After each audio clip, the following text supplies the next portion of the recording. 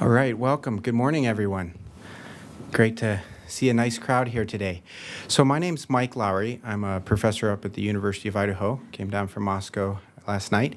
And the idea of today's session this morning, Cynthia was hoping to have a panel discussion. And so the format here is I'm going to open it up with a presentation that will sort of lead into some topics.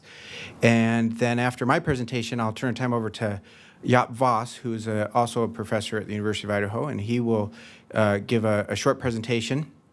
And then after his presentation, Jaap and Matt Edmond and I, the three of us, will sit down here. And what we wanted to have is a discussion. We have a few questions to prompt that discussion that I'll put forward to get us going, and then we welcome your questions. That's what we like more than anything is some insight on challenges you see and opportunities you see with bicycling infrastructure. So that's the format. Another announcement that I want to make at the outset here is to be aware that all of the presentations at the summit are being recorded in video and audio recording. Both of the presentations and then the PowerPoints will also be available online. So anything you miss here, you can get later at a later date, and that's the case with all of the sessions. So we've got about an hour here, and we'll see how we can zip through some slides just to get our minds rolling, and then we'll get into some discussion. So bicycle facilities, that's a term that the concept of facility might not be familiar with, but that's what engineers and planners use for any infrastructure or paint marking or anything that's being used. And in the last few years, there's been a number of innovations in bicycle facilities, and we can group some of these together as segment-type facilities, parking facilities, and intersection facilities. And I'm going to start us off with talking about segment facilities.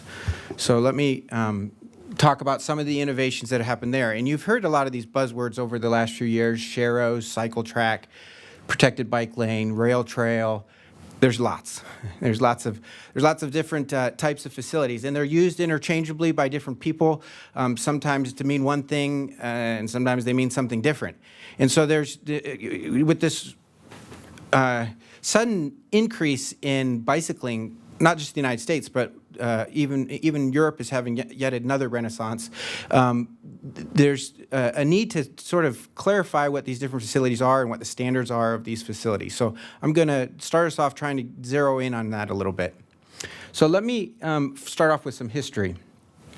So as many of you may know, that bicycling in the United States really came forward in the turn of the century in what was called the Good Roads movement, and that's what gave us the started off with the League of the American Wheelmen and later became the League of American Bicyclists.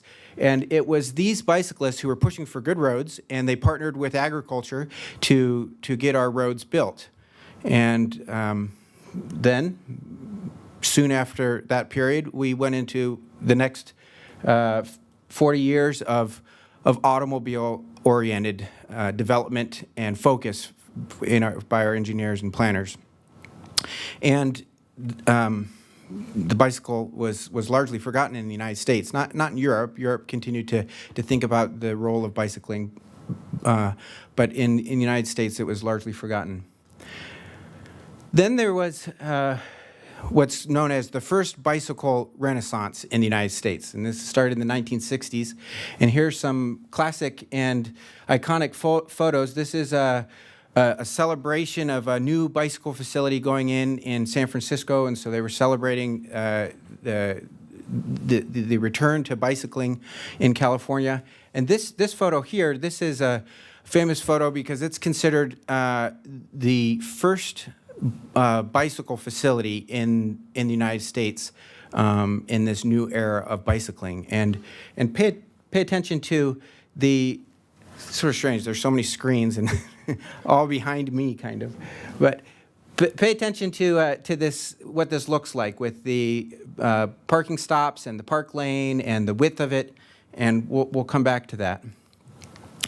So at that time, in this first Renaissance in California, and elsewhere in the United States, but California was leading the way, there was a guidebook being developed in 1972, and this is the guidebook. And a real innovative thing that it had was this chart here. It's called a nonograph, which is a funny name, but this chart was a way to define bicycle facilities. And what you see is the vehicle speed on the horizontal axis and the vehicle volume on the vertical axis. And depending on the speed and the volume, it was an indicator of what facility should be done. And so they had 4 facilities at the time. There was mixed traffic, so that's this sort of thing. Then there was on-street lanes, which we would call a bike lane. This is also a famous photo because it was the first bike lane in California, traditional bike lane, and that is the mayor of Los Angeles, I believe. And then this here, what they call a protected bike lane, so that's that one that I showed earlier, and then what they were calling a separated path. And, I guess I have some animation here. This was an old slideshow that I developed for the ITD, for the Idaho Transportation Department. So mixed traffic. The guidebook focused very heavily on separated paths and protected bike lanes because it included in the guidebook some plans and ideas for where these facilities should be placed. But then something happened, and this was in the 1970s. It's the Vehicular cycling revolt. And let me try and get our audience already thinking about talking here, because you're going to be helping us with the panel. But let me get some audience participation. Does anyone know this story or who this person is? This is John Forrester.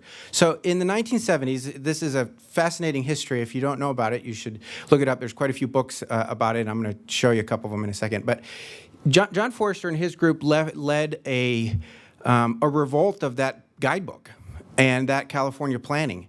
And look at some of the slogans that they had. Fight for your right to cycle properly. Cyclists are legitimate road users. Bicycle paths cannot provide a useful system. Their idea was that by putting bicyclists on these separated paths and the protected lanes, it was taking away from the opportunity to ride your bike everywhere. Looking back to the Good Roads movement, which was all roads for all bicyclists, the thought was, well, we're going to be separated off, and there'll be laws developed that say, well, if there's a bike lane, you need to be on the bike lane, you can't be on the street. So that was the fear, and so they pushed to remove that from the guidebooks. So they did, and they succeeded. It was removed from the guidebooks. And so they fought against these two things, got rid of that chart, and focused on mixed traffic. And so here's some books that tell that history if you're interested in knowing a little bit more about that. So for the next 50 years, these are the federal guidebooks that were developed, and none of them included the separated protected bike lane. They all focused on that mixed traffic or the traditional bike lane. And so you see that guidebook comes out every few years, a new edition, and I'll talk about where we are now with the current edition. So then the second renaissance of bicycling happened and led the way in part by a new bike lane in New York City. And this was in 2010, and also at about that time period or close to, there were some new guidebooks coming out, and they were quite innovative. They returned to those facilities. The one that many of you may have heard of that's a good leader in the area of bicycle guidebooks and standards is the NACTO Urban Bikeway Design Guide. And then recently FHWA made a guidebook for separated bike lanes.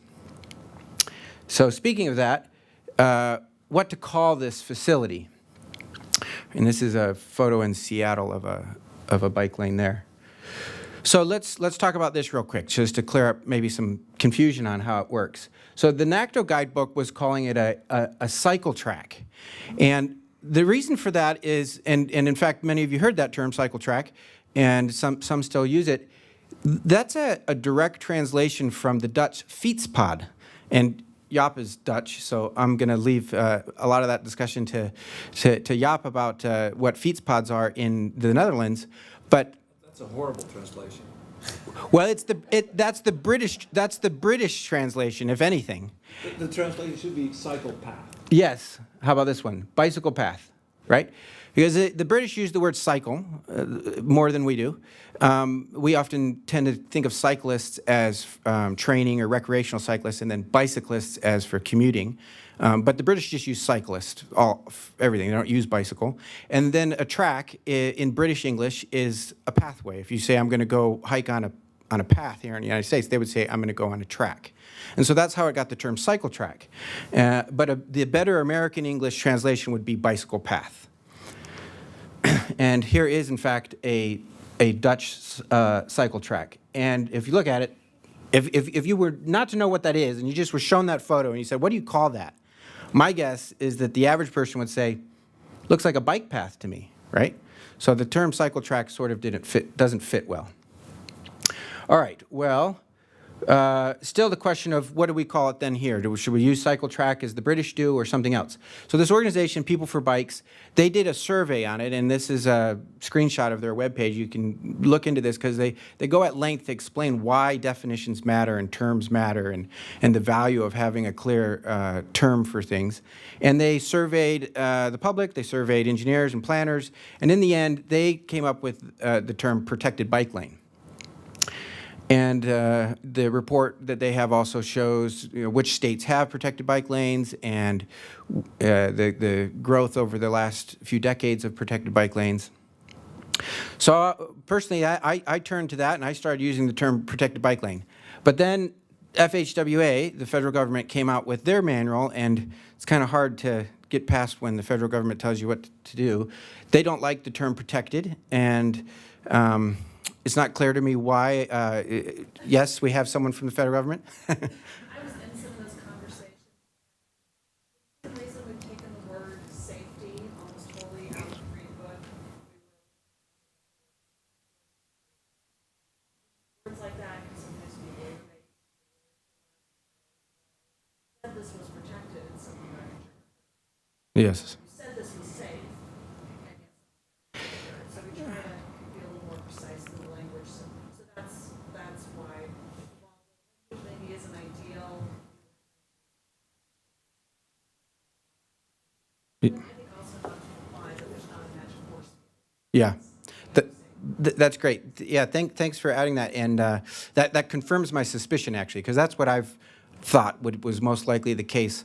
My sort of retort to that, though, is that it's quite common in engineering to use the term protected for a turn signal. Traffic lights are protected left turns, and they're not really protected in that sense either. So there's other places where we use that word protected. But anyways, needless to say, I now have adopted separated bike lane, and that's my terminology that I use frequently, and for short, SBL, because separated is quite a lot of syllables.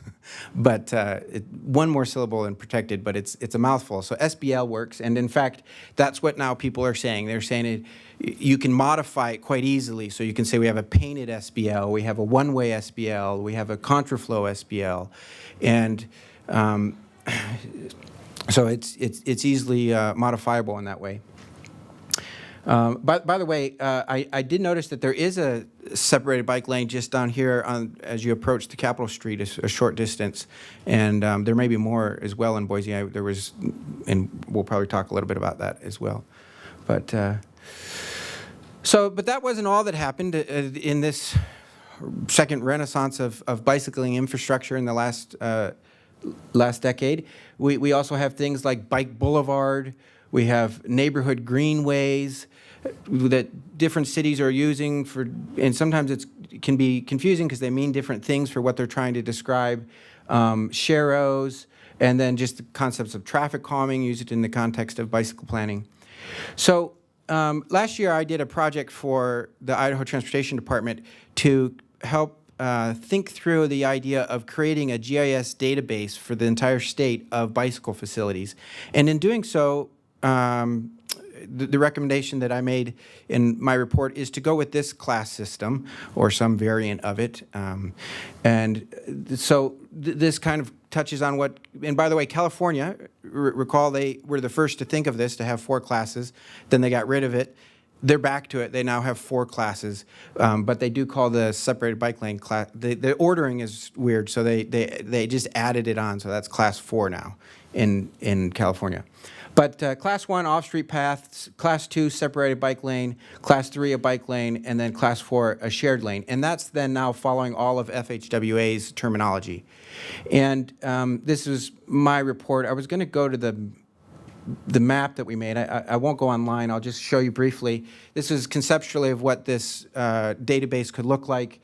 This is showing one of the layers that are in it, and then another layer that's in the database is a different concept, which is bicycling stress.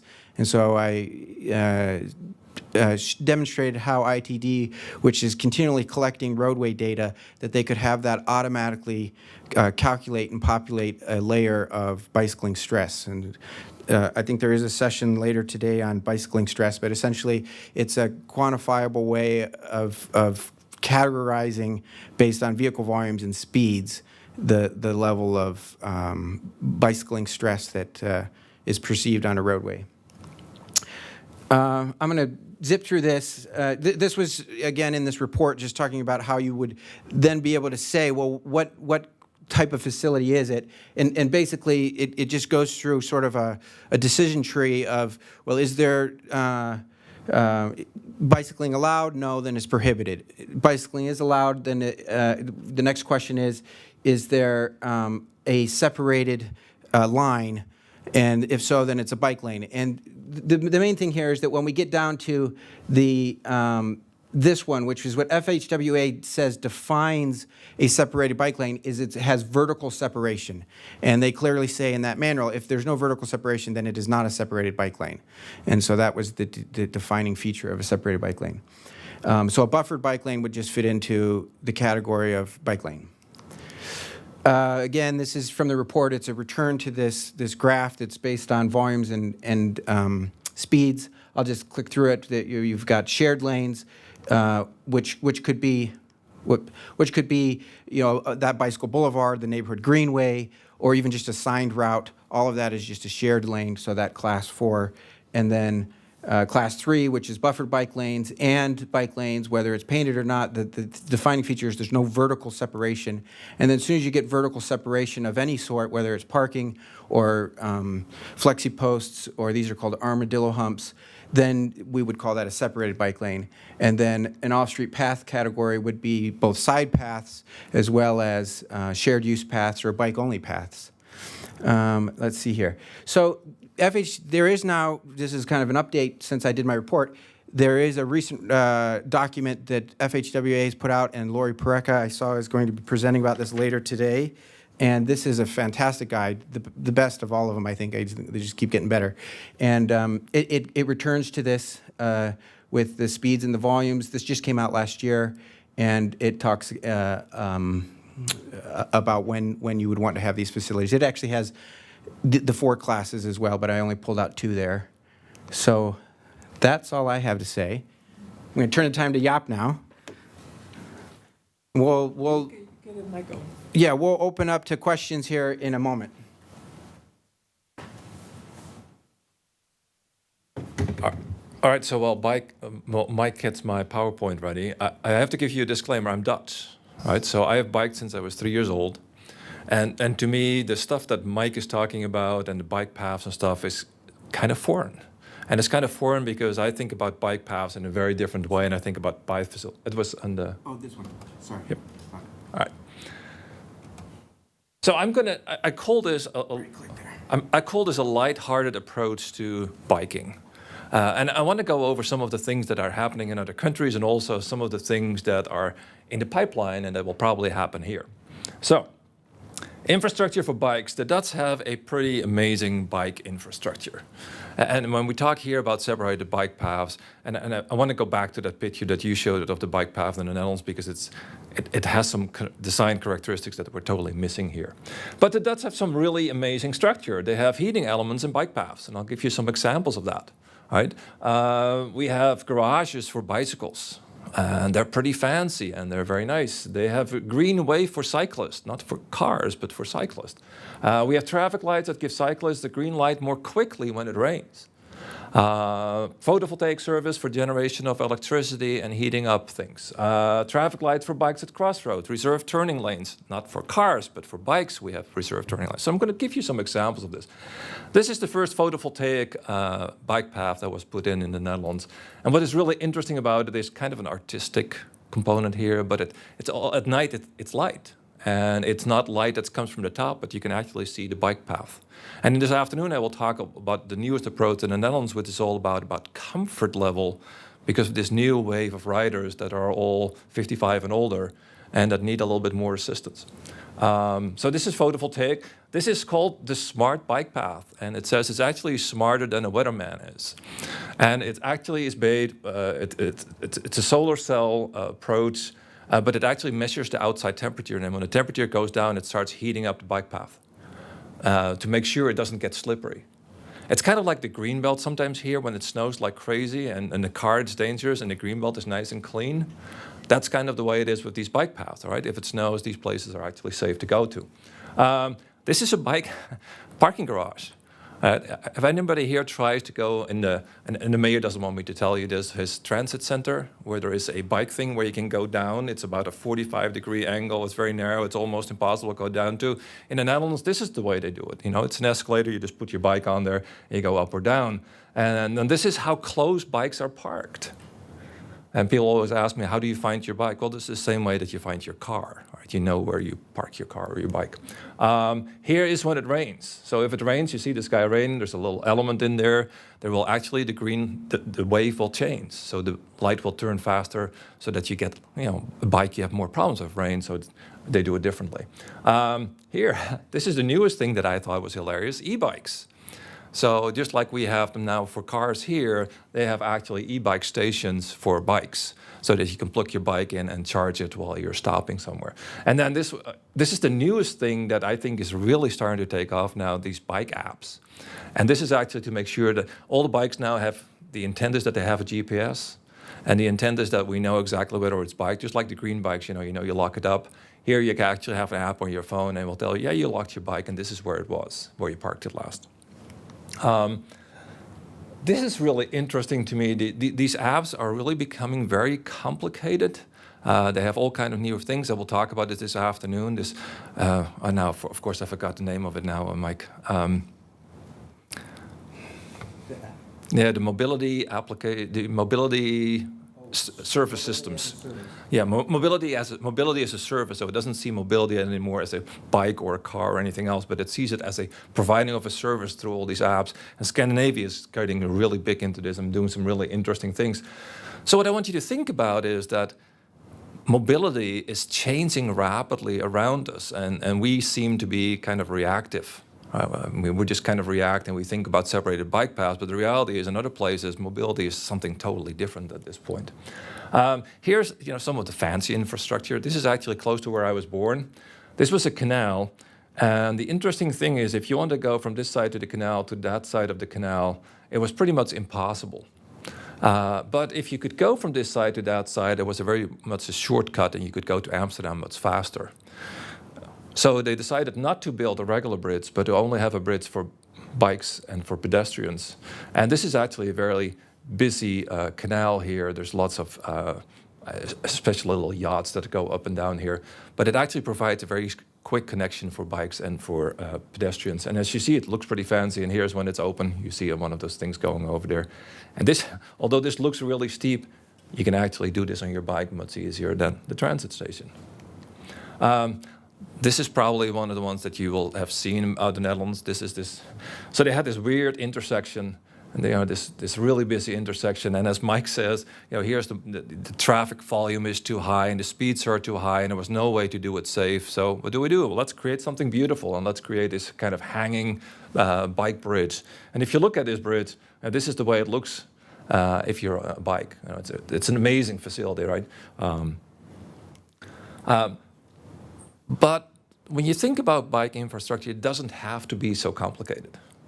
And when I grew up, these were, to me, the icons. These little, here we go. This little thing here, it's called mushrooms. It's the way for bikes to find their way. So these are tiny little things. Now think a bike, you're fairly low to the ground.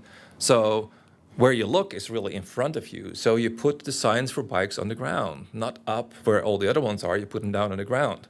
I tried to convince some people in Boise that that's a much more interesting wayfinding system. So they have these mushrooms, and it actually, you see, it's much more detailed in the distance. So this is 4.9 kilometers, 6.5 kilometers, and then there's often different ways that you can go. But this is a bike wayfinding system that still exists, and it's very low tech, but it's very easy and it works really well.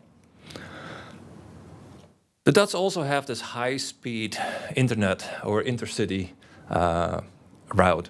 Do we have time? I don't know if I want to show this, but can you hit the play button for a second? I will show you part of this. This is kind of an interesting one. The Central Railway Station in Nijmegen is now connected to the one in Arnhem by an 18-kilometer high-speed cycleway. The first 2 kilometers are on the Snelbinder cycle bridge over the river Waal, at the foot of which there is a sign telling you it is still 16 kilometers to Arnhem. Ligt dat? Op 16 kilometer.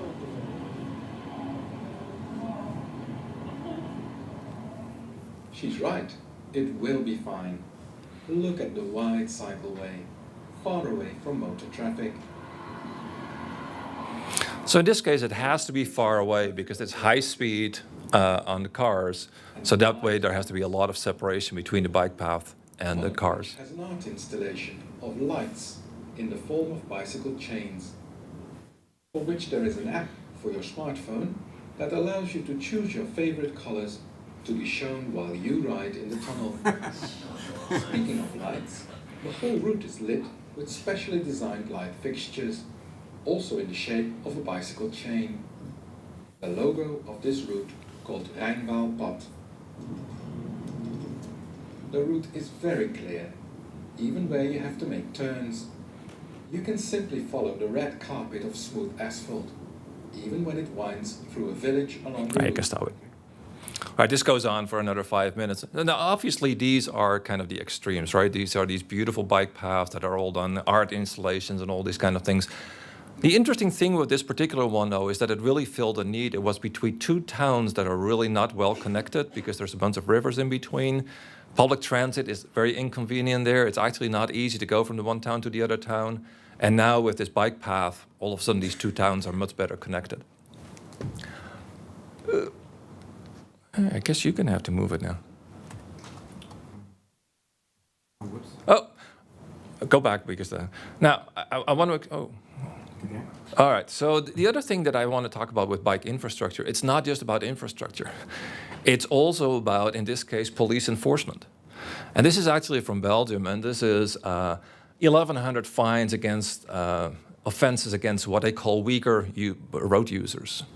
So part of thinking about bikes and having bikes is making sure that if a car actually parks in the bike lane, which we obviously see a lot in Boise, police starts doing something about it, and that we start educating people about these things. Now, the Dutch don't do things right. All right, this was pretty awful. Not sure why they did that, and then and they make this is what is called in the Netherlands the shortest bike path. So it first tells you to go on the bike, and then it says no bikes allowed, and it actually fits a bike. Now, I want to show you this, all right? Because I think when you think about bike infrastructure, don't just think about infrastructure, don't just think about police enforcement. You also need to start thinking about bikes. This is actually the Dutch King. And this is the newest invention. This is an electric bike with all kind of special kind of things. But there's something interesting about it, right? So it's an electric bike, and they use the King to show that this bike is relevant and it's cool. And of course, you can see the Dutch people are just sitting there in their suits. Here's another one, and I'm going to show you some of these funky bikes. This is actually an interesting bike. It's very light, and you can use it with a smartphone so that you know where it is and all this kind of stuff. And it's made so that it can go on public transit. This is a futuristic bike design, which has totally different bike wheels. But the reason I'm showing this is because I want you to start thinking about bikes that it's not the same bike anymore. Things are continuously developing, and transportation should be adapting to this. I love a bike helmet like this. This is actually a bike helmet that it has a GPS in there, so it shows you when you slow down. You don't have to do it yourself. It automatically stops. And then it has a left-hand signal and a right-hand signal. I think that would not be bad. This is just funny. Skunk lock. If somebody wants to steal your bike, they kind of smell. What do we have here? Well, that Snow. snow. Is there something? All right. So let's go back for one. So this is interesting. So this is the future. So in the Netherlands, they have a lot of sessions about the future of transportation, and this is the future of biking. And an interesting thing is the future of transportation is, according to them, the bike, public transit, and apps. It does not include the car. And it does not include these cars that don't need drivers anymore. They say, no, they still need place. It's public transit, it's bike, and it's apps. It's all about comfort. And then they have this mobility as a service framework that they're now developing in Scandinavia, where there is this idea about how do you get from A to B, and rather than grabbing your car, you type it in the app, and you rent a car for 4 minutes, or you get a bike for 5 minutes, or you do something else. Here are actually some examples that I think are really interesting throughout the world of this new mobility as a service kind of approach. I just threw this one in because I think it's kind of funny, right? We think about this in a very different way, but this is a DHL guy publishing stuff. All right. So to me, the thing that I'm adding to what Mike is doing, Mike is really looking at is, what do you do on the road, right?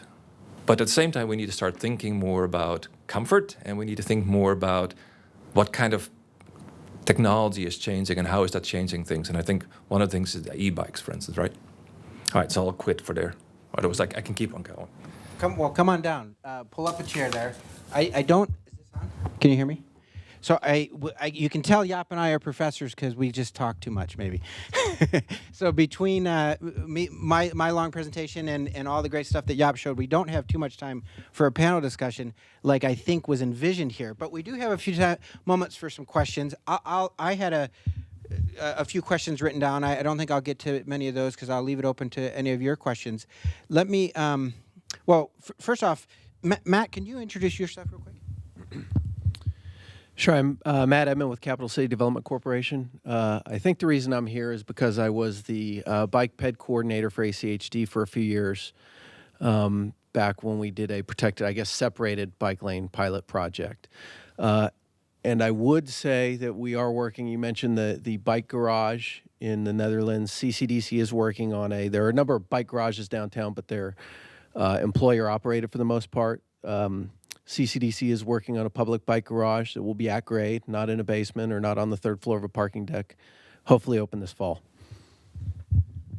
Great. So let me just start off. We heard Jaap with his photos of the amazing possibility out there, and that's maybe an extreme on one side. So let me just start by asking to you, Jaap, now that you're living in the United States and you see where we're at compared to there, what are our limits? And Matt, and I'll also open this up as a question for you, who has been involved with this in Idaho, in terms of bicycle facilities, and we were having a brief conversation before this, the question of sometimes do we just have to go back to that John Forrester idea of mixed cycling and having people cycle in the traffic and improve education and have that, because we're not going to have fiets pods like they have in the Netherlands, pathways all over the country, and maybe sometimes you have to ride in the street. Where's the balance? What's the realities in America? Where do you guys see the trade-offs and the possibilities? I'll turn that to you. Do you want to go first? Doesn't matter. Go ahead. I would say the answer is an incremental approach. If you look at, say, the bike lane pilot project here happened back in 2014, it was 8 months from when that was first proposed to when the pilot went in. Contrast that with when the Highway District did roundabouts. They published a design guide and didn't put a roundabout on the ground for 5 years. They did a lot of prep, a lot of informing the public, a lot of talking about the benefits of it. And I think that's why it didn't stick. If you look at I think you mentioned the protected bike lane, separated bike lane in front of City Hall, that's kind of following an incremental approach, and if a lot of that will stick. I think you get people used to small baby steps. You crawl, then you walk, then you run, and I think eventually we will have things, maybe not quite to solar panel bike paths, but things more resembling what they have on the other side of the pond. Yeah, so all that fancy stuff I don't think is that important. And Matt has seen my presentation where I actually go out on my bike and I have wearing these glasses and I videotape stuff. And I think the first thing is to stop doing stupid things. We've created so many weird intersections, put signs on the wrong place. Whole Food, I gave the example to Matt where, if you go from Front Street and you go into Whole Food, it seems like the road just continues. And as a pedestrian, you have to cross the road rather than thinking about the car crossing the pedestrian way. There are no stop signs. Why don't we put a stop sign in front of that? Signs that are in the wrong place. And as a bicyclist, I see many places where it doesn't cost anything. We don't need to do anything. We just need to start thinking about the design slightly differently. I was doing this with my camera, and the intent was to actually walk through Boise. I didn't get beyond one block of my own building because there were so many little things that I could see, like that sign is in the wrong place. That sign is blocking the car's view. The car cannot see the pedestrian. The car cannot see the bike. It's not the car's fault. Everything around that car smells or screams, this is my place. Nobody else should be here. So I think that's the first thing that you need to do. And I think it's relatively cheap and simple. We just need to educate engineers about how to design these kind of things from the perspective of a pedestrian and a bike rather than just a car.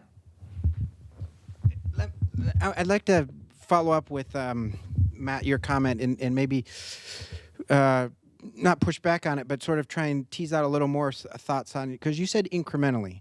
And one question I've had and wondered about is communities that don't have the resources to do a 20-year plan, and they're going to be putting in a bike lane on one segment of street.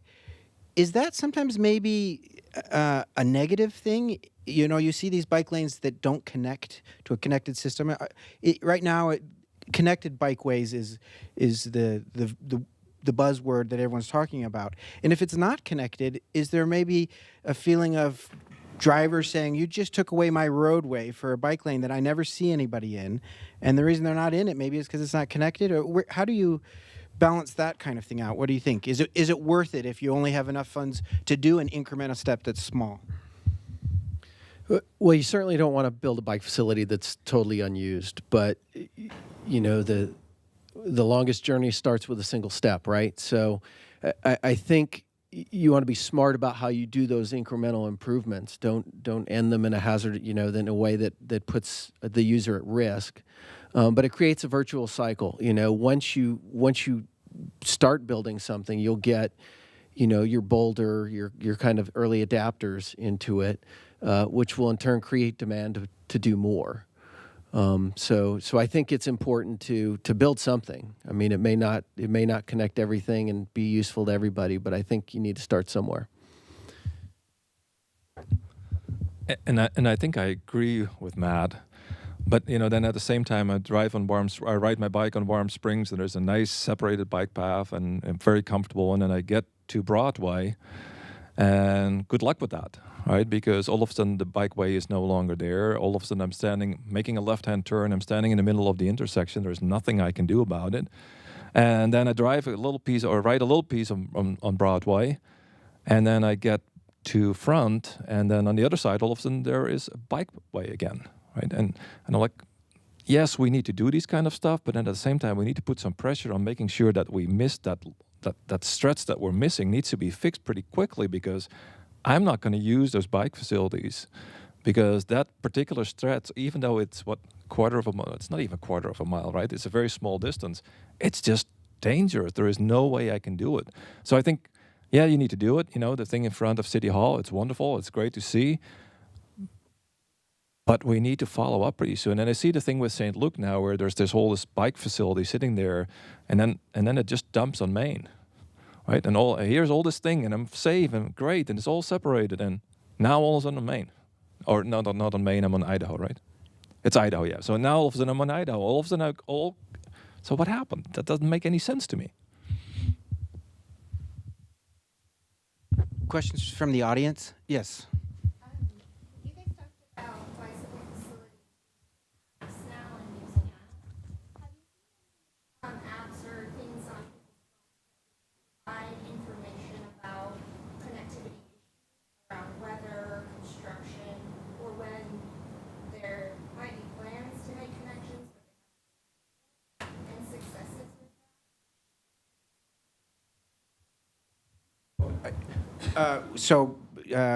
I imagine Jaap will have a good answer about what's in the Netherlands, and they have an amazing system for connecting I forget what it's called, the node to node, when you go city to city. I'll let him mention that. But there is a new web page that is developed. I forget what it's called, but I'll think of it and I'll come back to you, but it's developed by a group in Oregon, out of PSU, and they you put in your route and it'll say like your level of comfort, and it'll say whether you can get there or not based on your level of comfort. So it'll route the route, and if you can't get there because you're right, most of us in the room probably are aware of the different types of cyclists, and so if you're a casual cyclist, then it'll be not connected. So there's that webpage. But Yeah, yesterday I looked it up, and I was kind of blown away by the amount of apps that are now out there in Europe, especially, and they're in the Netherlands, but they're also in Finland and in Denmark and Sweden, and it's mind blowing. You type in the two places that you want to go to, and it gives you the bike paths and the opportunities and where there is stuff going on. It's also kind of scary, right? Because it means that somebody knows exactly everything that's going on with every road at every given time, and that's quite frankly scares me a bit. I spent 2 months in the Netherlands last summer. As for my work, I was working at the technical university there, and this is amazing. What Jaap was saying, you say where you're going to go, and then it spits back to you a code. It'll be like 42, 17, 18, 19.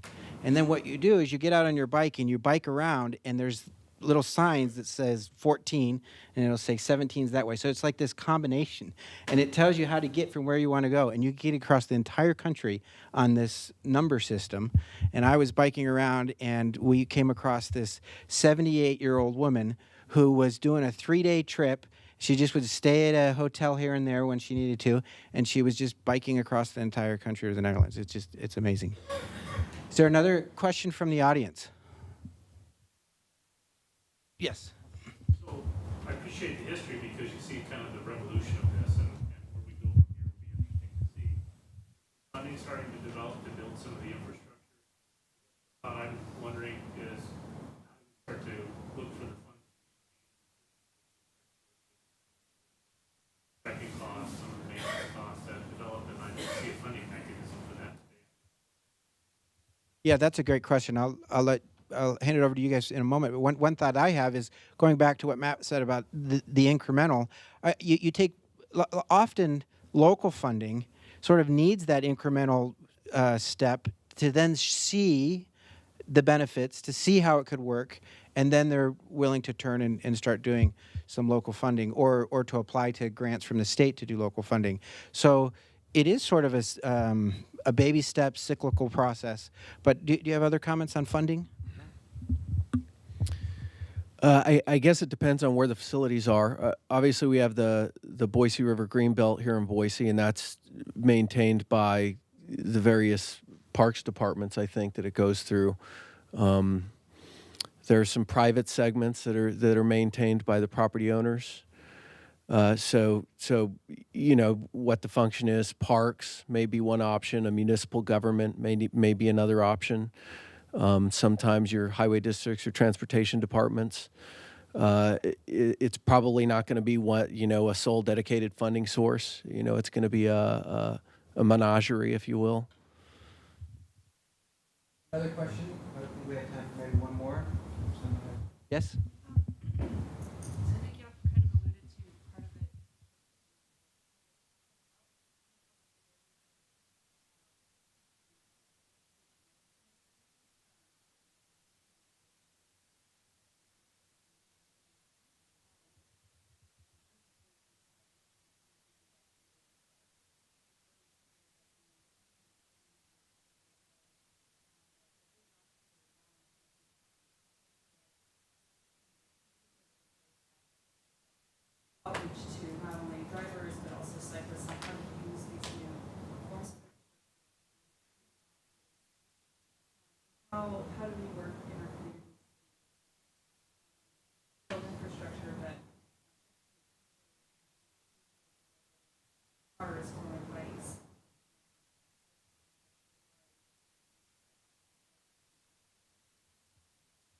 That's a great. So education and different levels of users and new facilities, introducing these new facilities. I'll make a comment and then pass it on, Matt. Interestingly, in Moscow, where I am, this past few months we've been working on a plan to put in a separated bike lane right through the middle of town. It's going to be quite a significant thing because it's a mile long, and really exciting project to happen in Moscow. I was the technical advisor on the project. The surprising thing is the pushback came from the cycling community. It was surprised to me anyway, because this facility is focused on the casual cyclists, children, and the elderly. It's a separated bike lane. It's taking away from the road where the cycling community normally uses. It's because of some of our we only had 30 feet to work with in the roadway, so we had to put. It's a separated bike lane, but it's a two-way separated bike lane, all on one side. So the cyclist community is upset about how am I going to get in and out of that? And cyclists who cycle a lot, they cycle every day to work, but they've never seen one of these before because they've lived in Idaho and they haven't maybe been to the Netherlands or wherever, or even to Seattle. And so how do I get in and out of that? And that just seems like it's taking away from my ability to turn left when I want to. Because now I got to go down and I got to wait and then cross. So there's a real concern about the whole spectrum of cyclists when new facilities are introduced, whether it's a two-stage turn or it's a separated bike lane. I see we're getting the call to end, but if you have a final comment. I just want to be real quick on that. I think some things are when you're introducing a new facility, you really need to take your time with it. Like I talked about with the roundabouts. 5 years from when the design guidelines came out to when ACHD built its first one. And they talked about them a lot in that time. So you get people up to speed, you figure out, you take criticisms of it and figure out how you can improve it. You put in a pilot, and you have to be open to modifying that, making changes, because you don't get everything right the first time. I mean, Jaap talked about all those improvements done right next to his office, and those were all per the guidelines and the manuals and all, but they still got some things wrong. So, and you need to be committed to it, and you really need to bring the business community along and have them champion it, I think. If they're behind it and you're committed to it, I think you can make it succeed. So I'll make it really short. If you have to educate people, you didn't design it right. Right. So to me is, if you design it right, you don't have to explain it. And Mike had an interesting picture of the Netherlands of this bike path, where he was going over this thing, and it was designed in a way that it was really clear where the bike was. It was also really clear where the conflicts were, and we don't do it that way, right? It is not clear how to use it because it doesn't make sense. And if you can't design it right, then you build that fancy bridge, right? Because we couldn't figure out how to do it the easy way and make it clear. Unfortunately, now we have to build this fancy infrastructure. All right. Well, I just want to thank everyone for participating. You can see this could have been a really great discussion. Hopefully, we'll do more of this next summit. A lot of different views. So thanks for participating, and let's give our panel a round of applause.